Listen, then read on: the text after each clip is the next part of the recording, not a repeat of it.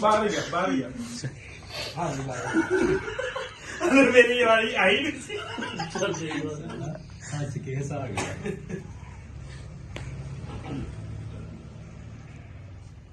ਮੇਰੀ ਆਹੋ ਜੀ